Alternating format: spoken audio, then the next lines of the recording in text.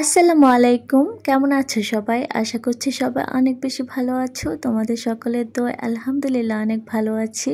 তো আজকে নতুন আরেকটা ভিডিও নিয়ে তোমাদের সাথে চলে আসলাম। আশা করছি ভিডিওটা তোমাদের ভালোই লাগবে। তো আজকে সারাদিনের খুঁটিনাটি তোমাদের সাথে আমি শেয়ার করব। আশা করি পুরো ভিডিওটি তোমরা এনজয় করবে। তো এখন হচ্ছে সকালবেলা, সবাইকে শুভ সকাল।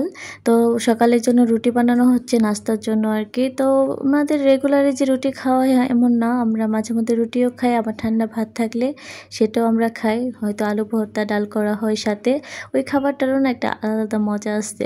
তো এখানে আমি রুটি বানিয়ে নিচ্ছি, দেখতে পাচ্ছ আমি কিন্তু অনেক সুন্দর গোল গোল রুটি বানাতে পারি, তাই না বলো? তো রুটির সাথে খাওয়ার জন্য এখানে দেখতে পাচ্ছ চিকেনের ঝোল। এটা আমার এত বেশি প্রিয়, এটা হচ্ছে আমি রুটির সাথে খেতে অনেক বেশি পছন্দ করি। আর ওইটা ছিল একটা শাকের তরকারি, ছোট ছোট আলু দিয়ে রান্না করা হয়েছিল। ওইটাও দেখতে পাচ্ছ শেষের দিকে, এটা এত বেশি মজা হয়েছিল যে একদম শেষের দিকে চলে আসছে।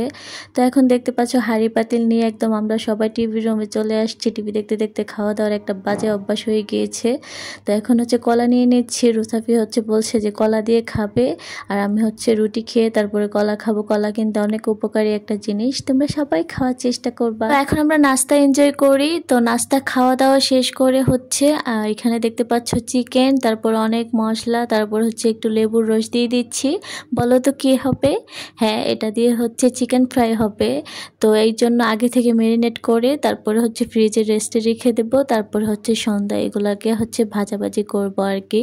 তো এই যে দেখতে পাচ্ছ ভালো করে একদম ঘরোয়া মশলাই হচ্ছে আমরা এটা বানাই। এটা রুসাফির এত যে প্রিয়, একটু পিসগুলাকে আমরা ছোট ছোট করে নিয়েছি, কারণ রুসাফি বলছে যে ওই দিন নাকি ভিতরে মানে ওর বড় দেখে ওর খেতে ভালো লাগছিল না। মানে এক এক দিন ওর এক এক ইচ্ছা হয়, কিছুদিন বলে যে তার বড় লাগবে, কিছুদিন বলে যে ছোট করে বানাই দিতে। তবে ও চিকেন ফ্রাইটা অনেক বেশি পছন্দ করে। এখন আমি সুন্দর করে ম্যারিনেট করে হচ্ছে ফ্রিজে রেখে দিব। এখন হচ্ছে দুপুরে রান্নাবান্না করছি। তো দুপুরে রান্নাবান্নায় আজকে ছিল হচ্ছে অনেক মজাদার, অনেক মজাদার, অনেক মজাদার নদীর ফ্রেশ একদম পুঁটি মাছ। আমি যে কত বছর পরে এই পুঁটি মাছ খাচ্ছি। হ্যাঁ, ভাজা খাইছি অনেকবার, কিন্তু এরকম ভুনা ভুনা করে খাওয়া হয় নাই। তো আজকে হচ্ছে আমি মাছগুলো কিন্তু নিজে নিজে কাটছি বাসায়, বুঝছো?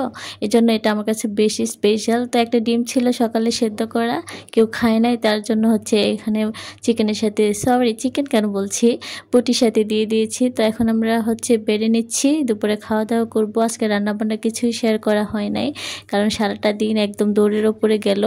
তো সব কিছু নিয়ে টিয়ে তারপরে বসলে কিন্তু খেতেও বেশি অনেক মজা লাগে, তাই না বলো? আর এই মাছটা না মানে আরও অনেকগুলো আছে ফ্রিজে আছে, সবগুলো কাটতে পারি নাই। তো এখানে দেখতে পাচ্ছ হচ্ছে কাঁকরোল দিয়ে আলু দিয়ে হচ্ছে পুঁটি মাছ দিয়ে রান্না করা হয়েছে। আজকে আমরা একদম পুঁটিময় হয়ে গিয়েছি সারা বাসায়। মাছগুলো এত মজা, বাজারে দেখে এত বেশি সুন্দর লাগছিল। আমার না ছোটো মাছ অনেক বেশি প্রিয়, কিন্তু আমি হচ্ছে কাটাকাটির ভয়ে বাসায় আনা হয় না, কেউই আনে না বাসায়, কারণ এটা কাটতে অনেক বেশি কষ্ট লাগে, আর বাজার থেকে তো কেটেও দেয় না। খাওয়া দাওয়ার আগে মনে হইলো যে না, একটু সুন্দর করে ছবি টবি তুলে নেই, যেহেতু মাছগুলো আমি কষ্ট করে কাটছি। তো যাই হোক, এখানে আমার প্লেট সাজিয়ে নিয়েছি, দেখতে পাচ্ছ সেদ্ধ ডিমের অর্ধেকটা নিয়েছি, আর অর্ধেকটা হচ্ছে আমার বোন খাবে, কারণ আমি এখন মানে আমার পুঁটি মাছ দেখে না আমার এখন ডিম খেতে ইচ্ছে করছে না, বুঝছো? আর আমি নীল প্লেটটা নিয়েছি কেন জানো? কারণ এক ডায়েটিশিয়ান বলছে সবসময় নীল প্লেটে খেলে নাকি মানে অল্প খাবারকে অনেক বেশি মনে হয় দেখতে। তো যার কারণে নীল প্লেটে খেলে খাওয়া কম হয়। তো যার কারণে হচ্ছে আমি নীল প্লেটটা কিনেছি মেলা থেকে। প্লেটটা অনেক সুন্দর না? এটা একটা তুর্কির ভাইব আছে প্লেটটাতে। তো এখন আমি পুঁটি মাছ দিয়ে হচ্ছে খাবো, একটু লেবু রস চেপে নিয়েছি। এই খাবারটা যে কি মজার, কি মজার, এখন তো আবার খেতে মন চাচ্ছে। তো সাথে একটা কাঁচামরিচ নিয়ে নিয়েছি, একটা কাঁচামরিচ একটা লেবু কিন্তু খাওয়া উচিত, একটা না একটা লেবুর কোয়া কিন্তু খাওয়া উচিত। আর এখন হচ্ছে আমি ডিমটা দিয়ে খেয়ে নিয়েছি। আজকে আমার দুপুরের লাঞ্চটা একদম আমার মনের মতো ছিল, একদম মনের মতো লাঞ্চ করেছি আজকে, আলহামদুলিল্লাহ আলহামদুলিল্লাহ। তো ঠিক আছে, আমি এখন এখানে খাওয়া দাওয়া করতে থাকি। তো তোমরা সবাই অনেক বেশি ভালো থেকো, সুস্থ থেকো। আবার তোমাদের সাথে দেখা হবে অন্য কোনো একটা ব্লগে। তো সেই পর্যন্ত আল্লাহ হাফেজ। আর আমি এখন মজা মজা করে খাবারটা খাই। হ্যাঁ, তোমরা কিন্তু অবশ্যই যাওয়ার আগে একদম বলে যাবো আমার রান্নাটা কেমন হয়েছে। এটা তো সিম্পল রান্না, কিন্তু আমি করলে আমার কাছে সব স্পেশাল।